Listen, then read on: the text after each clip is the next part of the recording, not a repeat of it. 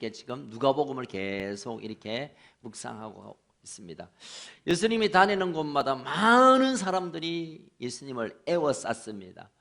이 동네 가면 뭐 동네 사람보다 더 많은 사람들이 모여서 이렇게 예수님에 대한 관심을 가지고 있습니다. 그 중에는 몇 종류를 나눠보겠습니다. 첫 번째는 하도 그분이 대단하다 하니까 도대체 진짜 그 사람이 뭐 대단한 일을 하는가 구경하러 오고 호기심으로 온 사람들도 꽤 많이 있었을 것 같아요. 왜냐하면 뭐 소문이 뭐 대단하다고 하니까.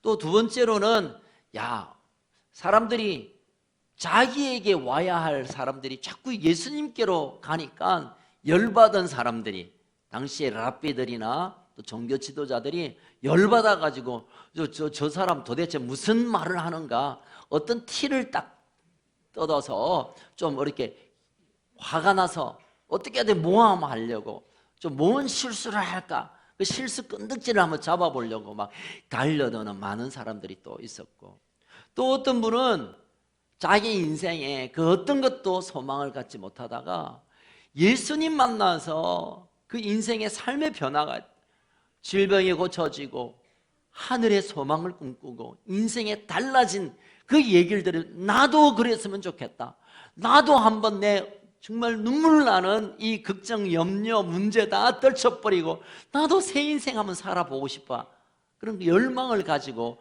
나온 사람도 있을 것이고, 또 그들 가운데서는 어디에서도 소망을 갖지 못하는, 내 형편도 그렇고 벌이도 그렇고 우리 집구석 들어보니까 그렇고 그냥 한숨만 쉬던 그런 사람들이 예수님 만나면 내 인생 좀 달라질 수 있을까 기대함으로 또 예수님께로 오신 분들이 많이 있을 것 같아요.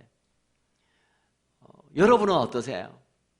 오늘 우리가 예배를 드린다는 것은 주님 앞에 나아간다는 것인데, 그냥 뭐 지난주 왔고 또 지난달에 왔고 작년에도 왔고 몇 년 전 쭉 왔으니까 그냥 오는 건지, 아니면 오늘 목사님 설교가 뭐 어떨지 구경, 오늘 찬양이 또 뭐 좀 괜찮을지, 오늘 뭐 누가 왔는가 확인하기 위하여 오신 분도 계실 테고, 이 교회가 뭐가 문제인가 좀 이렇게 확인하기 위하여, 목사님이 또 오늘 무슨 말씀을 실수를 할까, 여러분 그분에게는 오늘 만족한 날이 될 거예요.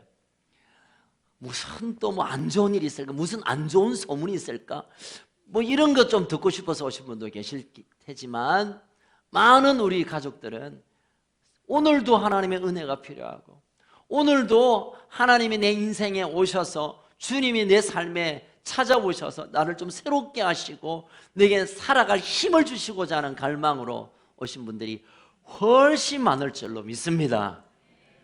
아멘 안 하신 분도 그럴 줄로 믿습니다.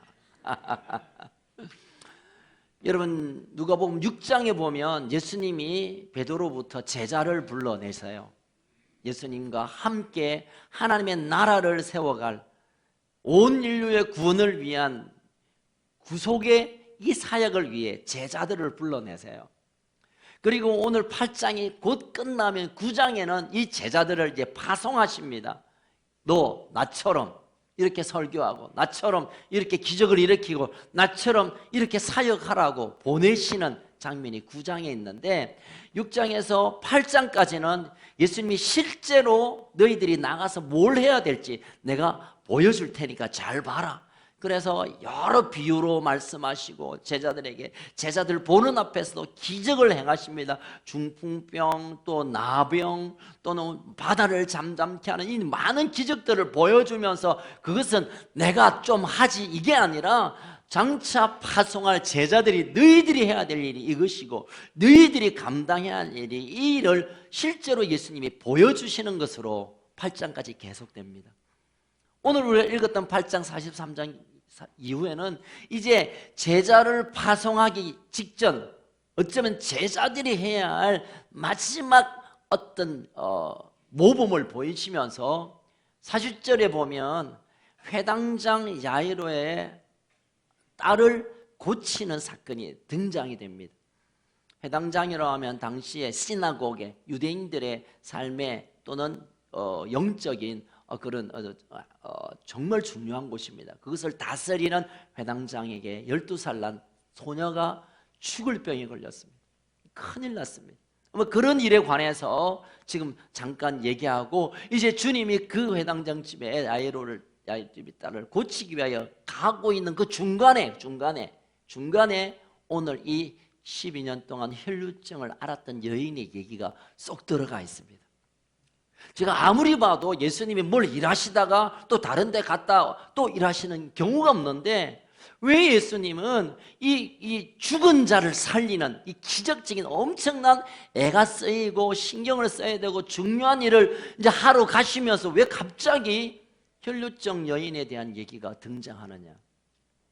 이 의문을 가지고 오늘 본문을 좀 들여다보면 예수님께서 특별히 우리에게 들려주고 싶은, 의도적으로 주님의 제자라면, 주님의 사람이라면, 하나님을 믿는 하나님의 자녀라면, 이 땅에 믿음으로 살아가는 사람들이라면 이것을 놓치지 않고 붙들어야 될 것을 예수님은 의도적으로 드러내고, 의사였던 누가는 이 혈루증인 환자를, 사건을 의도적으로 드러내면서 우리에게 소개하는 바가 있습니다.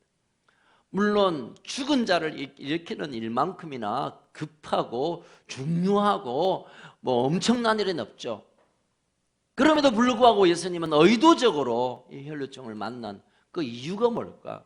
이것은 오늘 살아가는 우리에게 얼마나 중요한 교훈과 소망이 되는지 모르겠습니다. 자, 오늘 본문을 좀 다시 자세히 좀 들여다보겠습니다.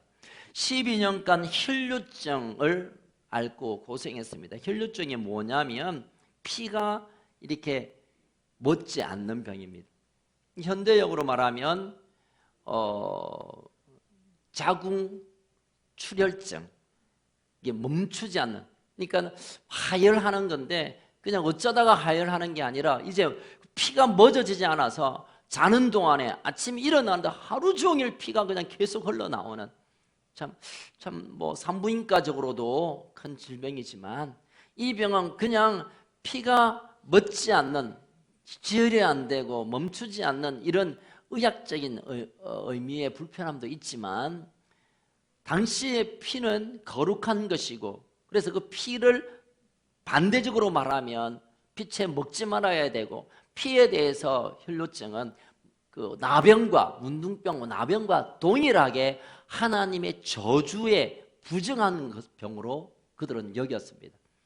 그래서 혈루증을 앓는 여인들의 병인데, 부인병인데, 이 병에 걸리면 그 가정에서 일단 격리를 시켜요. 왜냐하면 그 부정함이 이 가족에게 전해지면 안 되니까. 그러다가 안 나아지면 이제는 다른 동네로 보내거나 아니면 성 밖으로 내보내어서 혼자 살도록, 사실을 말하면 혼자 조용히 죽도록 하는 병이 이 혈루증 병이에요. 43절에 보면 우리 같이 한번 읽겠습니다. 시작. 이에 12회를 혈루증으로 앓는 중에 아무에게도 고침을 받지 못하던 여자가. 우리 그 개역 개정 성경에 보니까 여기 아무에게도 하고 1가로 반가로가 있죠. 이 주인데 이 주를 밑에 쭉 와서 보면 어떤 사본에는 의사들에게 그 가산을 다 허비하였으되 아무에게도 라고 설명이 되어 있어요. 우리 성경에. 다시 말하면 이 여인이 이 병을 고치기 위해서 그냥 멍청하게 있은 게 아니라 재산을 다 팔아서 허비했다는 것은 고칠 수 없는 병을 뻔히 알면서도 그래도 한번 고쳐보려고 그 재산을 다 팔아서 이 병원, 저 의원, 저 의사에게 자기 삶을 맡겼다는 거예요.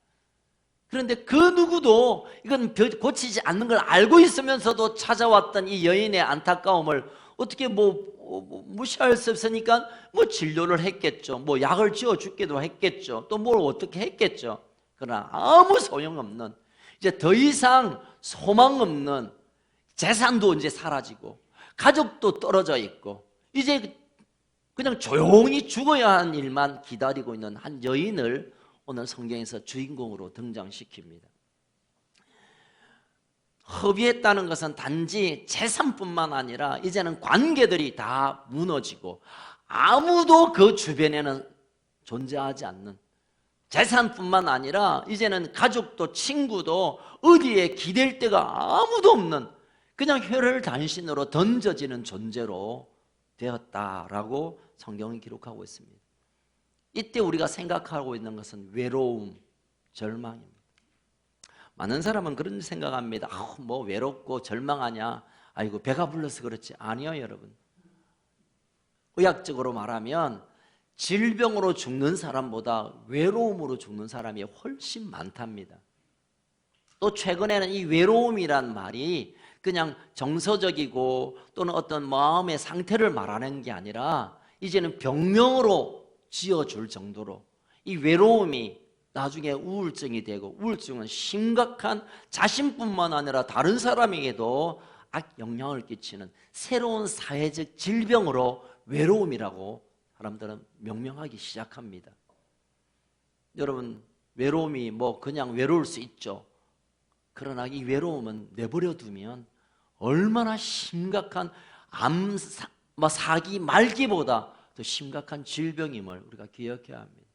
이 시대를 보면 쉽게 우리는 외로움을 만나게 됩니다. 지난주 부산일보의 한 기숙에 보니까 부산 시민의 4사람 중에 한 사람은 심각한 외로움에 시달리고 있다라는 기사를 제가 스크랩을 해봤어요. 심각한 외로움. 그냥 이제는 내가 혼자 있고 싶어서 혼자 있기를 시작했는데 이제 그것부터 시작하여 이제는 더 이상 사람과 관계하지 않는, 우리나라 사람은 24시간 중에 1시간 14분 정도를 여러 사람과 소통을 한대요. 아침에 일어나서 가족의 얼굴을 보든지 뭐 차를 타고 직장을 가든지 직장 가서 누구를 만나든지 학교에서 공부를 하든지 어쨌든 24시간 중에 1시간 14분 정도만 서로 소통할 뿐 나머지 22시간 그리고 한 45분 이상은 홀로 있다는 거예요. 홀로 있다는 거예요. 홀로 있는 것이 편한 것 같지만 그 홀로 있는 것이 나중에는 점점 우리를 마음을 망가뜨리게 합니다. 하나님이 우리를 만드실 때 아담을 기가 막히게 만들었어요. 그런데 하나님이 모든 만물을 지을 때 보시기에 좋았다, 보시기에 좋았다, 보시기에 좋았다 했는데 가장 첫 번째로 안 좋았다 하는 한순간이 언제냐면 아담이 혼자 독처하는 것, 혼자 있는 것이 보기 안 좋았다는 거예요. 안 좋았다. 하나님이 안 좋았다 하시는 분이 아닌데 단 한 번 안 좋다라는 첫 번째 단어는 혼자 있는 것. 그런데 그 안 좋음이 안 좋으로 끝나면 좋을 텐데 그 외로움이, 그 고독이, 그 절망이 우리 인생을 파괴시킨다는 것을 주님은 아셨습니다. 그래서 죽은 자를 살려내야 할, 그것도 회당장이라는 어느 정도 좀 위치에 있는 그 딸이 뭐 죽었으니까 그걸 고쳐야 되는 중요한 일을 함에도 불구하고 어쩌면 죽은 자를 살리는 것보다 고독 가운데, 절망 가운데 소외되어 시들시들 죽어가는 이 여인을 고치는 일이 더 중요한 일인 줄 알고 주님은 가는 걸음을 멈추고 그 여인을 향하여 주님 사역하기 시작했다는 것입니다. 여러분, 이 하나의 회당장의 아이와 이 여인 12년이란 말은 12살 아이 죽었어요. 12년 동안 혈루증을 앓았습니다. 12란 말은 그냥 10년, 11년, 12년일 수 있지만 히브리에서 또는 헬라 사회에서 12는 완전함, 오랫동안 이제 완전히 죽어버렸고 완전히 혈루증에서 이제 완전히 헤어나올 수 없다. 그럴 때 10이란 말을 씁니다. 완전한 죽음, 완전한 질병, 그 사이.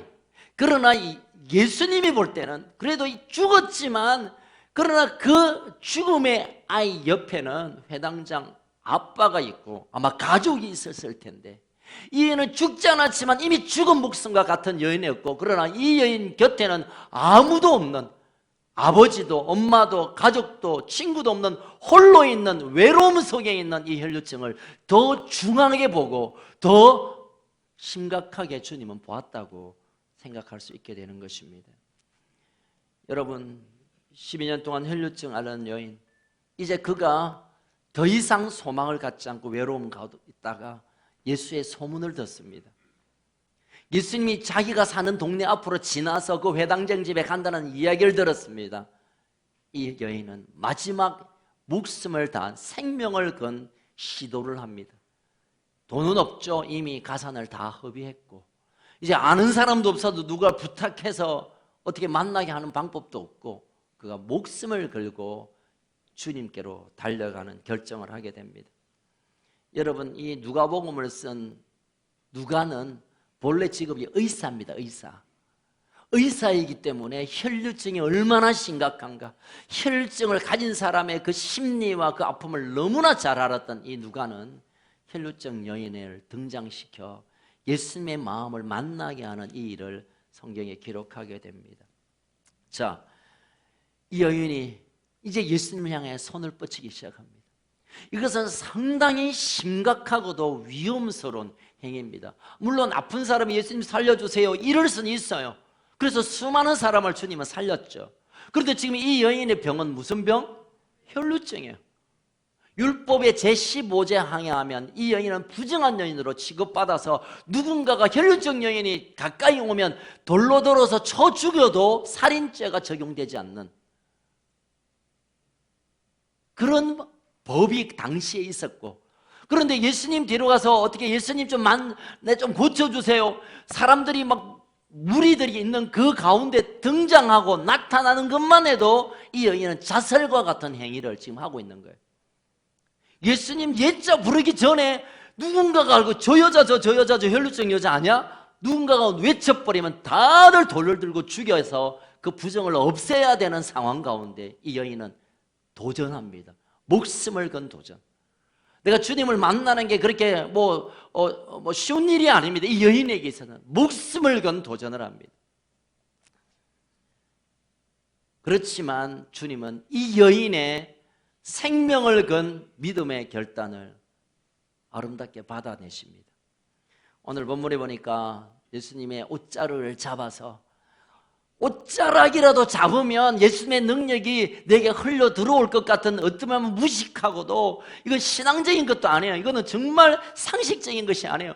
예수님 옷가하고 예수님의 능력하고 무슨 상관이 있습니까? 그러나 이 여인은 옷가라도 옷가락이라도 옷 마지막 끄트머리라도 좀 잡으면 뭔가 내게 이런 하나님의 능력이 나타나지 않겠나라는 그 기대와 정말 미련하고도 무식하고도 합리적이지 않는 생각을 주님은 귀하게 여겼습니다. 그리고 주님은 알았습니다. 자신에게 능력이 그 옷자락을 통하여 어떤 사람에게 흘러갔다는 것을. 그래서 오늘 본문에서는 묻죠. 우리 성경을 다시 좀 보겠습니다. 45절 읽겠습니다. 시작. 예수께서 이르시되 내게 손을 댄 자가 누구냐 하시니 다 아니라 할 때 베드로가 이르되 주여 무리가 밀려들어 미나이다. 내게 뭔가 능력이 나타난 것 같은데 날 흘러간 것 같은데 누구냐? 베드로가 알 수가 없죠. 이 물이 막 사람들이 떼를 지어 와 있는데 어떻게 누군가 어떻게 알아요? 사람이 밀려들고 막 예수님 주변에 여러 사람이 부딪혔을 거고 알 수가 없죠. 그런데 이 여인은 예수님의 옷자루를 잡는 일에 생명을 걸었고 주님은 결국은 예수님의 능력을 통하여 이 여인이 고침받는 기적의 역사가 나타납니다. 그런데 여러분, 예수님과 또는 이 혈루증 여인을 두 분 세워놓고 이분들이 만날 수 있는, 이분들이 접촉할 수 있는 가능성, 의미를 생각해 보면 있을 수 없는 일이 생겨요. 예수님도 유대인이잖아요. 유대인으로서 또 그들 중에 랍비였고 랍비 중에서도 하늘의 복음을 전하는 정말 하나님으로부터 온 메시아 거룩한 분인데 이 혈루증 여인은 사람 중에서도 사람으로 취급되지 않는 부정한 여인이 만나진다, 소통이 된다, 연결이 된다. 있을 수 없는 일입니다. 근데 주님은 그것을 아셨습니다. 우리의 인생을 들여다보면 내가 주님을 만나는 이 일이 어떤 사람은 자연스러울 수 있고 내가 예수 믿으니까 예수님이 내 주님 되시고 내가 주로 인하여 능력으로 산다 그렇게 쉽게 말할 수 있지만 어쩌면 우리가 주님과 연결되는 것은 정말 있을 수 없는 일이 일어난 거예요. 우리가 어떻게 예수를 내 인생의 주인으로 섬기고 그분이 내 죄를 사실 뿐만 아니라 하늘나라를 우리에게 안겨주시는 그게 나하고 그 주님이 나하고 무슨 상관이 있단 말입니까? 그런데 주님은 그 일을 우리 가운데 행하셨습니다. 아멘. 우리 44절을 다시 읽겠습니다. 시작. 예수의 뒤로 와서 그의 옷가에 손을 대니 혈루증이 즉시 그쳤더라. 언제 그쳤습니까? 즉시 그쳤습니다. 즉시라는 것은 순간적으로 옷을 댔는 순간적으로 그 혈루증에 피가 딱 멎어버리는 거예요. 이 순간적이라는 것은 금세 한순간 여러분 어쩌면 우리가 주님을 만나고 우리 가운데 삶의 변화가 일어나고 그것이 어떤 분 그런 얘기합니다. 교회 왔다 갔다 하다 보면 무슨 물에 옷이 젖습니까? 우리가 무슨 콩나물도 아닌데 물을 자꾸 받아보면 큰다 그렇게 말하는 분도 있지만 그러나 우리의 삶의 그 극적인 문제들을 우리의 삶에 오랫동안 해결하지 못한 것들이 예수를 만나는 순간에 예수님의 능력의 손길이 우리 삶에 다가오는 그 순간에 우리 경상도를 말하면 쇼부가 난다는 겁니다. 아멘. 기적이 나타날 줄 믿습니다. 오늘도 우리가 그 믿음으로 주님의 옷가를 만지는 간절함으로 나아가면 그동안 우리에게 수많은 걱정들, 염려들, 오랫동안 해결되지 않은 것들이 단순히 순간에 즉시 해결되는 기적이 나타나게 될 줄 믿으시길 주 이름으로 축원합니다. 순간입니다. 여러분, 순간이에요. 그 순간을 붙드는 저와 여러분 되기를 소망합니다. 이 사실을 알았던 주님은 묻습니다. 그리고 이 여인은 이렇게 고백합니다. 47절 시작. 여자가 스스로 숨기지 못할 줄 알고 떨며 나와 엎드려 그 손댄 이유와 곧 나은 것을 모든 사람 앞에 말하니. 예. 이제 율법적으로 당시의 상식으로는 해서는 안 될 짓을 한 거예요. 이 여인이 예수님의 옷자락을 잡는 순간에 예수님이 부정한 사람이 되는 거예요.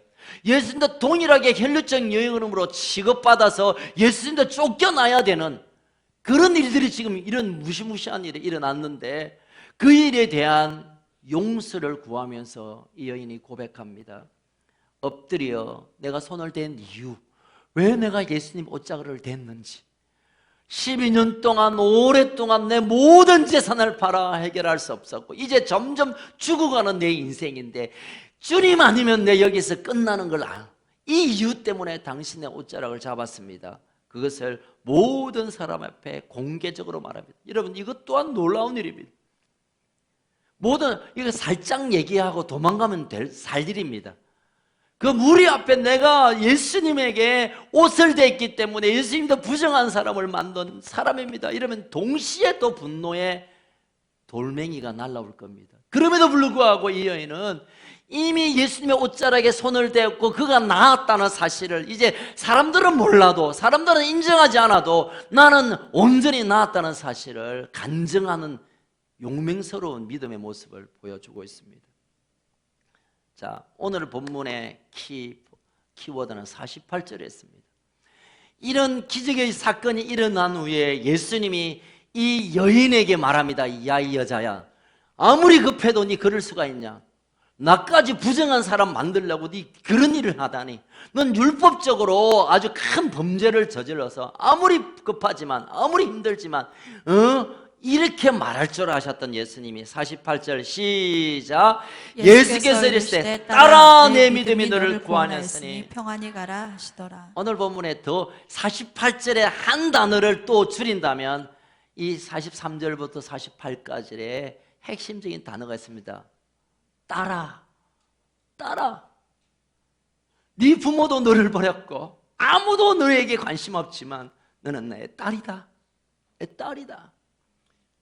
예수님은 이 순간에 버려진 외로움에 죽어가는 이 여인을 딸로 가족으로 불러내시는 일을 선포하십니다. 왜 그랬을까? 우리가 한번 생각해 보면 지금 회당장 야이로가 딸이 죽었다는 것을 알고 자기의 체면도 던지고 자기의 모든 던지고 예수님께 제발 내 목숨을 가져가시더라도 내 딸 살려야 됩니다. 우리 딸 살려주세요. 달려와서 그것도 예수님이 자기 집에 가서 고친다니까 얼마나 마음의 감격으로 야, 예수님이 우리 딸을 치료하시면 손을 대시면 기도하시면 낫겠구나라는 그 딸의 간절한 마음을 가지고 곁에 조마조마하고 있습니다. 예수님은 이 버려진 외로움, 죽어가는 이 여인이 야이로가 그 딸을 향한 마음을 가진 아버지의 마음처럼 이제 내가 너의 딸이 되어줄게. 회당장이 자기 딸 살려내려고 저렇게 애걸복걸 하는 것처럼 내가 너의 아빠가 되어주고 너는 내 딸 같은 마음으로 너를 살려주고 너를 붙들어주고 너를 구원을 선포해 줄게 라고 말씀하시는 것입니다. 예수님은 결국 이 여인을 고쳐주셨다. 이것이 오늘 본문의 핵심 주제가 아니라 버려진 이 여인을 딸로 삼으셨다. 가족으로 삼으셨다.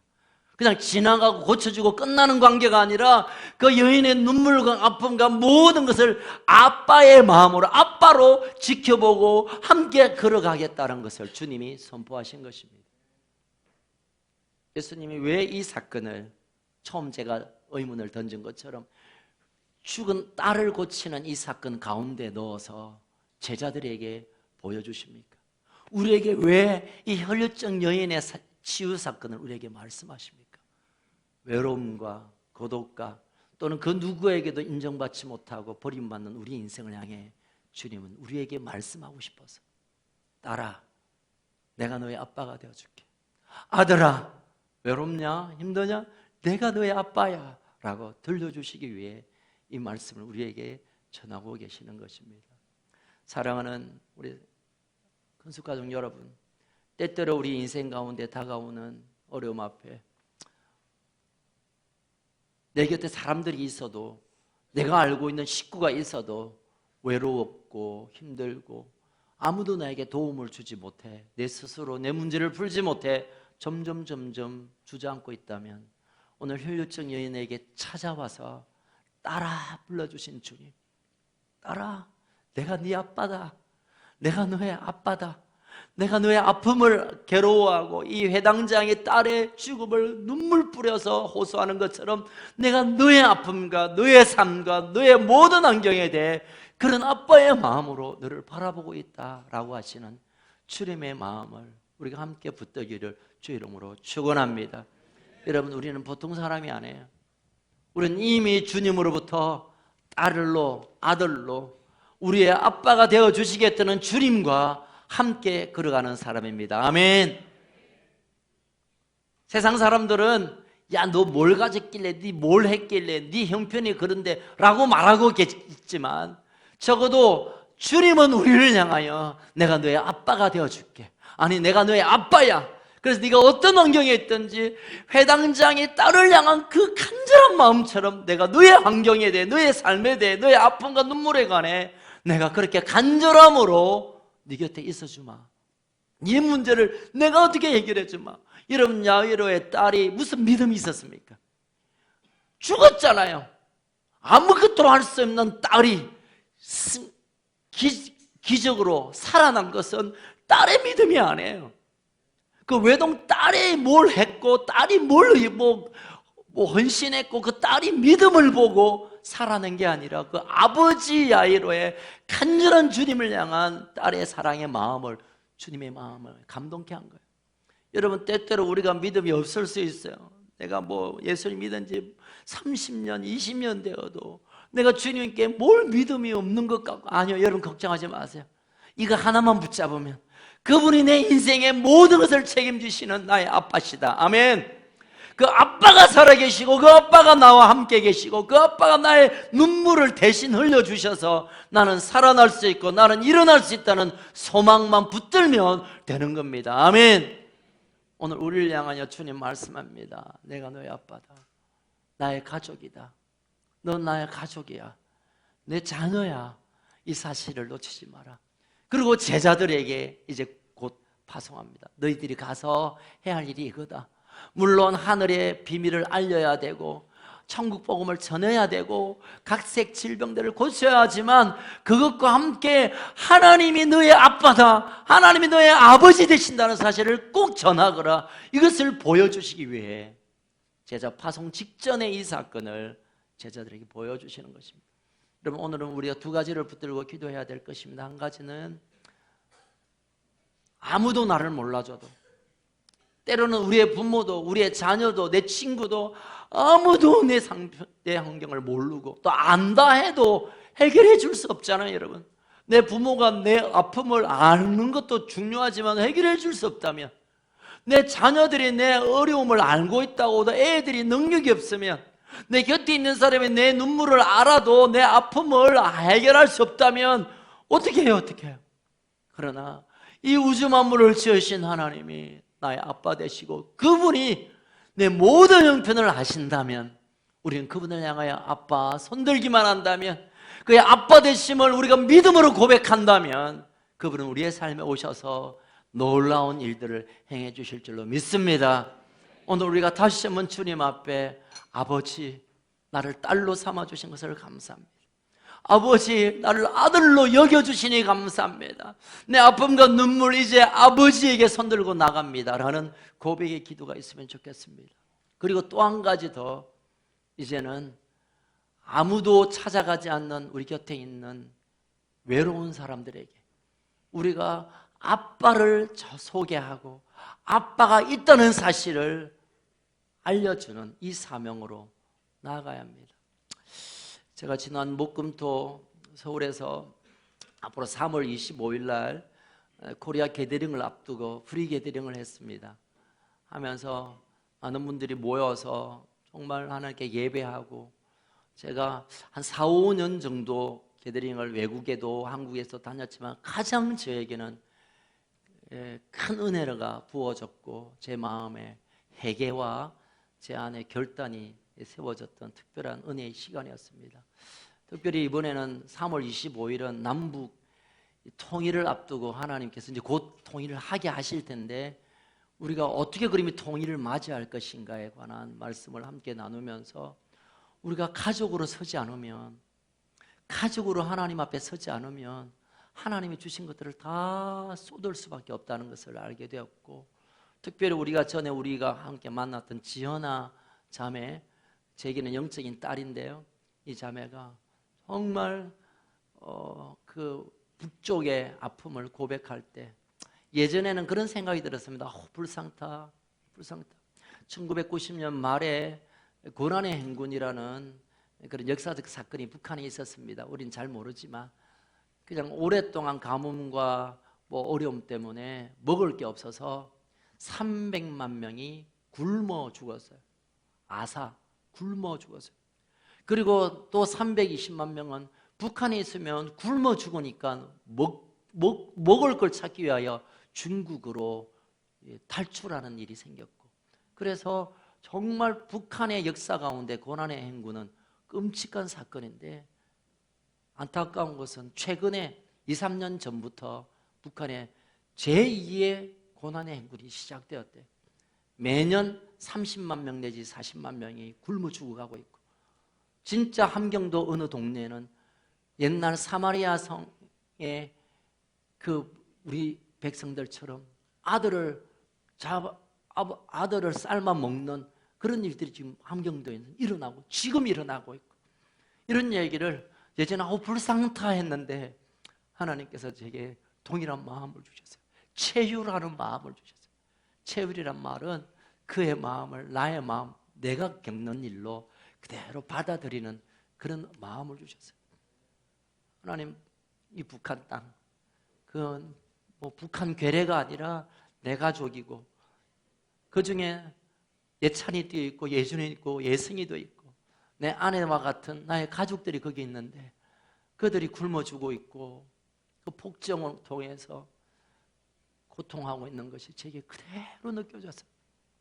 얼마나 울었는지. 나는 조금 더 안락한 집에 살면 좋겠고, 난 좀 더 맛있는 거 먹으면 좋겠고, 난 더 멋진 옷을 입으면 좋겠다는 마음이 늘 내 안에 있었는데, 그게 얼마나 하나님 앞에 큰 죄였는가. 내 가족이 지금 먹지 못해서 죽어가고 있는데, 그리고 나중에는 우리 젊은이들이 주님, 저희들을 북한으로 보내주십시오. 순교하러 가겠습니다. 그 중에 우리 예준이도 서 있었고 예찬이는 아는 옆에 없었어요. 하여튼 예준이는 옆에 서서 우리 북한에 가겠습니다. 순교의 제물로 우리를 주십시오. 저는 순교는 못할 것 같아요. 너무 겁이 나서 순교는 못할 것 같아요. 그런데 하나님께서 이렇게 순교의 마음을 주셨어요. 그래, 나도 같이 가자. 살 만큼 살았고 누릴 만큼 누렸는데, 가족을 위한다면, 가족을 살려내는 일이라면 우리의 생명을 올려놓자. 그래서 순교의 결정을 했던 그런 시간을 보내었어요. 특별히 지난주에 우리가 기도한 것처럼 우한에 지금 바이러스가 시작된 곳이지만 그 우한에 하오신이라는 자매가 있어요. 그 자매는 우리 예준이 결혼식에도 와서 선물을 전달한 그 중국 여인이 하오신인데, 미국의 마마예요. 중국의 영적인 엄마예요. 그분과 그의 가족이 다 코로나 바이러스에 걸렸어요. 그래서 얼마나 마음이 아프죠. 4년 전 제가 이제 두 번째 신장 이식을 앞두고 투병할 때 이분이 내가 당신을 위해서 금식기도 하고 있다고, 당신이 살아나야 코리아가 살아나니까 당신은 무조건 살아야 된다고, 당신을 위해서 금식기도 하겠다고 했던 분이 그분이세요. 그분의 가족이 지금 다 바이러스 확진자가 되어서 지금 병원에도 가지 못하고, 병원에 지금 환자가 흘러 넘쳐서 그러는 얘기를 들으면서 제가 너무 가슴 아파서 저라도 달려가서 같이 죽고 싶은 마음이 제 안에 막 일어나고 있어요. 사랑하는 성도 여러분, 이것은 과한 망상 같지만 주님은 오늘 우리에게 그것을 원하세요. 내가 너의 아빠니까 염려하지 마. 그리고 또 이런저런 이유 때문에 힘들어하고 외로워하고 고통하는 자가 우리의 가족을 삼아라, 너의 가족을 삼아라, 오늘 우리에게 말씀하시는 것 같아요. 사랑하는 건축가족 여러분, 그동안 우리는 예수님이 나 좀 잘 봐주기를, 나 좀 내 사업 좀 잘 되기를, 우리 가정 좀 형편이 나아지기를, 내가 하는 일이 뭐 좀 잘 되었으면 하는 기도를 얼마나 오래 해왔습니까? 우리 앞서 우리 김 장로님 기도를 듣고 제가 울컥했습니다. 나만을 위한 기도, 하나님 그 기도도 받아주시죠. 그러나 하나님 오늘 우리에게 그렇게 말씀하시는 것 같아요. 나 아닌 더 힘들고 더 괴로워하고 더 쓰러져 있는 자를 나의 기도처럼, 내가 겪는 아픔처럼, 내가 겪는 고통처럼 주님께 나아오라고. 예수님이 이 헬루증 여인의 병을, 그 여인의 심정을 가지고 다가가 내가 네 아빠다라고 말한 것처럼 우리가 그들의 아픔을 함께 갖고 기도하는, 또 그들을 돌보는 일, 이것이 하나님 이 시대에 우리에게 요구하는 삶이 아닌가, 그런 생각을 해봅니다. 이제 말씀을 마무리하겠습니다. 여러분 힘들죠? 여러 가지 힘든, 또 세계 경제가 이번 또 우한 폐렴 때문에 다 얼어붙고 중국의 기업에 있는 분들은 다 돌아오고 뭐 정말 어려워질 거예요. 그러나 여러분 기억하십시오. 보이는 대로 듣는 대로 우리가 사는 것이 아니라 살아계신 하나님이 우리를 향하여 아빠로 여전히 옆에 계실 것입니다. 우리의 삶을, 우리의 아픔을 함께 가지고 함께 우리 곁에 서 있을 것입니다. 그리고 여러분 또 기억하십시오. 나보다 더 힘들어하고 나보다 더 고통하는 자 곁에 우리가 주님의 마음을 가지고, 주님이 가지셨던 아빠의 마음을 가지고 우리가 그분 곁에 섭시다. 이것이 마지막 시대 하나님께서 우리에게 요구하시고, 하나님께서 마지막 시대에 우리에게 가족됨으로 기대하시는 하나님의 마음이 아닌가, 그런 생각을 해봅니다. 한번 같이 기도하겠습니다. 살아계신 하나님 아버지, 아무리 애쓰고 수고해도 내 삶의 문제를 해결할 수 없었던 이 헬루증 여인처럼 어쩌면 내 삶의 모든 문제들이 내 힘으로 될 수 없고 이러다가 점점 무너지는 것이 아닌가, 이러다가 내 인생 그냥 사라지는 것이 아닌가, 이러다가 나는 그냥 실패의 인생으로 내동댕이 치는 건 아닌가, 라는 우리의 이 불안이 우리의 마음에 가득 차 있습니다. 가뜩이나 후한 폐렴 때문에 또 경제도 바닥인데 들여다보면 정말 우리가 소망이란 단어를 찾아볼 수 없는 이 시대에 그냥 이렇게 우리가 사라지고 이렇게 내 인생의 불이 꺼지가나 라는 생각이 들 때 이 헬루증 여인처럼 생명을 걸고 주님의 옷가루도 잡고자 하는 소망이 있었고 그 소망과 그 믿음을 보시고 주님은 찾아와서 얘야 나가 너를 사랑하는 아빠가 되어줄게. 네가 구원이 임했다. 내 질병이 끝났다. 뿐만 아니라 내가 평생 너의 인생 동안 내가 곁에 아빠로 서주겠다고 하신 이 약속의 말씀을 우리가 오늘 듣습니다. 주님 내 인생의 아버지로 이제 찾아와 주시옵소서. 내가 믿음의 손을 들어 주님의 옷가루 잡아 옷가루도 붙잡기만 하면 내 인생의 모든 문제는 사라지고 주님의 능력이 내 옷에 내 삶에 다가올 것을 믿음으로 취하는 그런 결단이 있게 하여 주옵소서. 또한 하나님 아버지 이제 우리를 가족으로 불러주셨는데 내 곁에 어려움을 가지고 살아가는 사람들이 얼마나 많은지 모르겠습니다. 북의 가족들, 중국의 가족들, 하나님 또 이 땅에 수많은 힘들어하는 가족들을 향해 주님의 마음, 아빠, 아버지의 마음을 가지고 손을 내밀고 함께 품고 주님 앞에 서가게 하여 주옵소서. 그리하여 하나님이 주시는 구원이 완성되고 그리하여 우리의 삶의 모든 문제가 끝나고 그리하여 이 땅의 모든 바이러스가 다 박멸이 되고 그리하여 우리의 경제가 살아나고 그리하여 하나님의 능력이 부어지는 놀라운 기적이 일어나게 하여 주시옵소서. 하나님 아버지 오늘 우리가 이 아침에 결단하는 것은 아버지를 향하여 내가 손을 들기로 결정할 뿐만 아니라 약한 자를 내가 우리가 품기로 결정하는 마음을 이 시간 우리에게 부어 주시옵소서. 하나님 오늘 우리의 마음속에 아버지의 마음, 아버지의 그 놀라운 사랑, 아버지 나를 향한 그 놀라운 은혜가 우리 가슴에 풍성하게 부어지게 하여 주옵소서.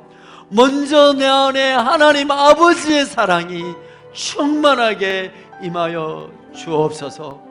주님 우리를 아빠, 아버지를 아빠로 부르게 하시고 우리를 딸아, 우리를 아들아 불러주신 하나님의 그 놀라운 사랑을 찬양합니다.